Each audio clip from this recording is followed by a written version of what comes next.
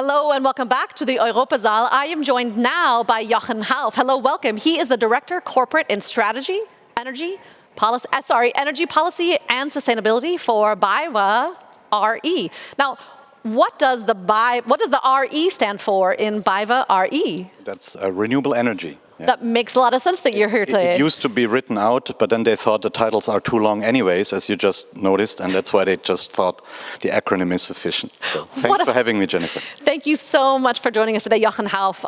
We heard two keynote speeches this morning, and we just had a great green sofa session about SDG 7, which focuses on access to affordable, clean energy.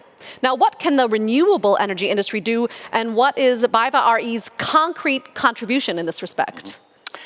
Well, I think the industry and we all have the responsibility to put all these policies, the objectives that also Kwasi Kwarteng mentioned, COP26 Glasgow, all this consensus on moving forward at accelerated speed, to put that into concrete action and actually roll out systems to the people who need the energy. I think the question of energy access has been mentioned on this panel repeatedly, and I think that's something that's very important as well. So bringing this together, deploying renewable energy and making it accessible, meaning also affordable, is a key topic. So standardizing and scaling up in terms of realizing economies of scale, realizing economies of standardization is key to bring it to the people, but also to make it affordable and thus accessible. So only collaboration and partnership, even though that is mentioned repeatedly here, won't do it. Yeah, we still need to build this stuff, and it needs to be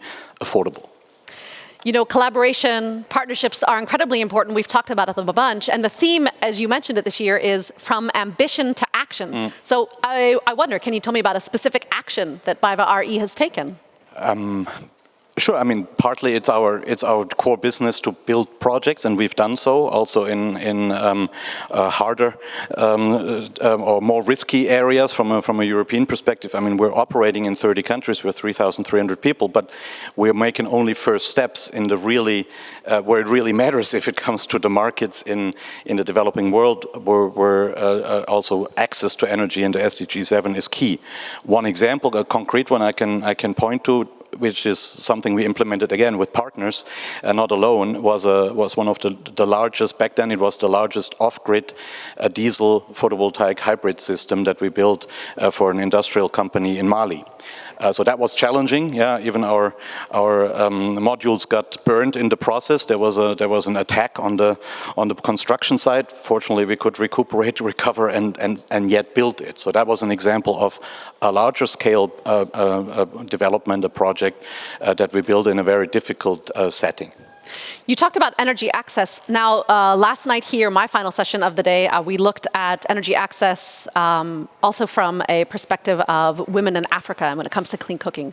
What sort of, do you have any examples from that sort of department?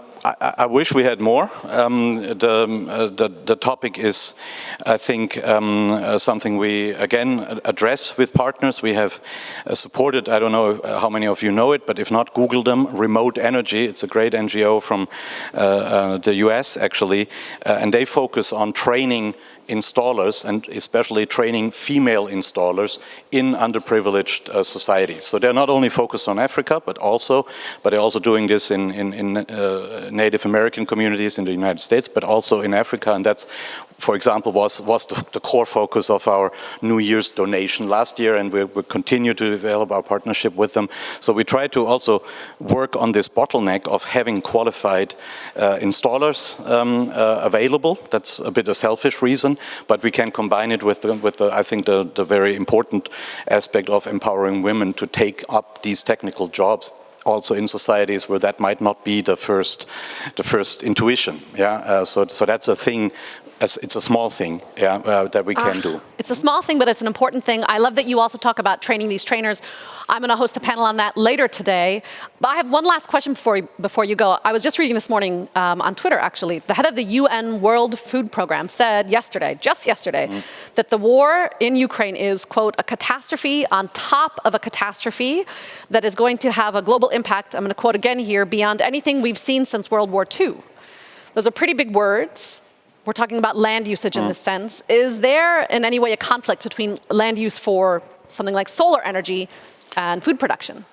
Well, there seems to be on the surface, but I can say that this can be tackled. This can be with good planning, with building plans in a way that you wouldn't put it necessarily on the most fertile soil you have around, right? So you go to areas where the fertility is less and where the impact is limited. That's the first level response. The second is agri-photovoltaics. That's a combination of growing and continue to grow crops, all sorts of crops, and combine that with an electric harvest, combine that with a solar plant, either by spacing the standard panels in a way that agriculture can happen in between. That's actually an economical way to do it, or by elevating them somewhat so that special crops that need shading or partial shading, like even cash crops like coffee and others, can be grown underneath. And actually we're helping the hydrological situation. We're reducing evaporation. We can collect rainwater on panels and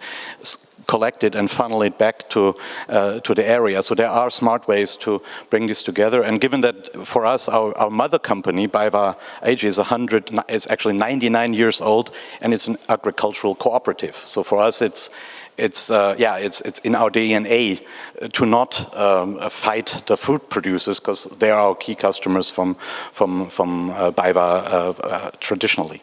Sounds like collaboration there is also extremely key, and that's why I want to thank you, Jochen Hauff, Director of Corporate Strategy, Energy Policy and Sustainability for BayWa r.e. for joining me today. Thank you so much. Thank you for your time. Thank you.